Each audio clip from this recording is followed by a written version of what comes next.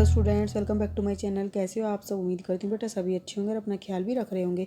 तो बेटा आज हम करने जा रहे हैं अपनी वर्कशीट नंबर 8, 20 तारीख है बेटा, यानी कि मंगलवार की, हिंदी सब्जेक्ट की 7th क्लास की है, जिसमें हम चैप्टर पढ़ेंगे हिमालय की बेटियाँ। ठीक है, तो चलिए स्टार्ट करते हैं बेटा। गद्यांश को पढ़ते हैं ध्यानपूर्वक।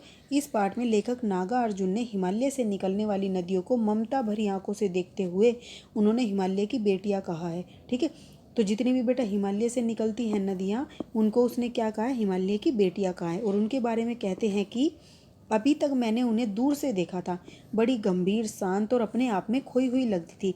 संभ्रांत महिला की भांति वे प्रतीत होती थी, मतलब कि एक सुशील और शिष्ट, ठीक है, शिष्टाचार वाली, व्यवहार वाली और एकदम पेशेंस वाली, ठीक है, जिसके अंदर सहनशीलता हो, उस तरीके की प्रतीत होती थी। उनके प्रति मेरे दिल में आदर और श्रद्धा के भाव थे। माँ और दादी, मौसी और मामी की गोद की तरह उनकी धारा में भी डुबकियाँ लगाया करता। तो वो अपनी बता रहा है कि वो इस तरीके से डुबकियाँ लगाता था उनमें। परंतु इस बार जब मैंने हिमालय के कंधे पर चढ़ा तो वे कुछ और रूप में सामने थी।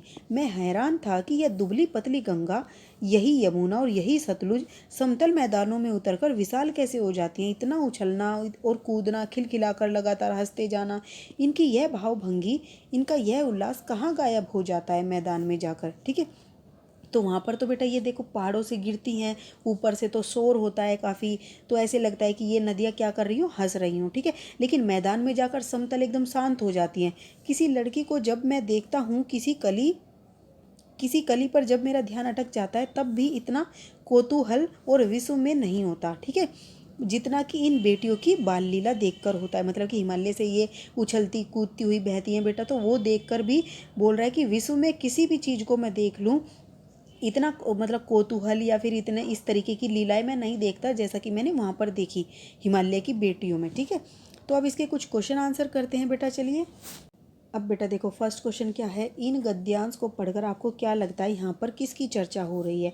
तो बेटा किसकी चर्चा हो रही है? हिमालय से निकलने वाली नदियों की।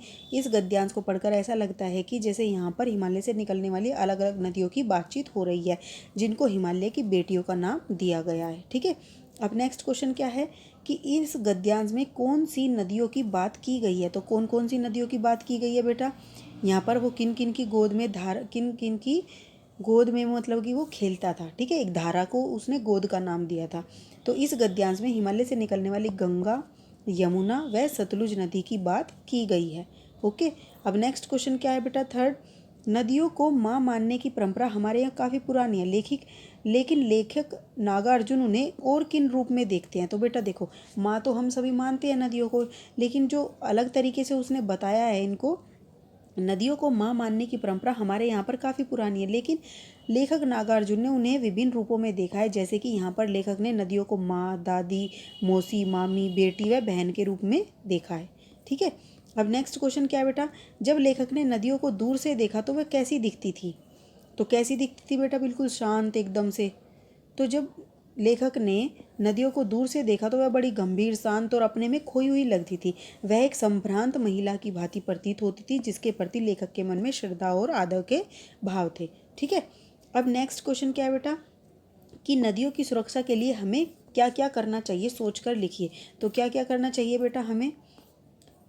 तो नदियों की सुरक्षा के लिए हमें अनेक कदम उठाने चाहिए। जैसे सबसे पहले लोगों में अपनी नदियों के प्रति जागरूकता को बढ़ावा देना चाहिए।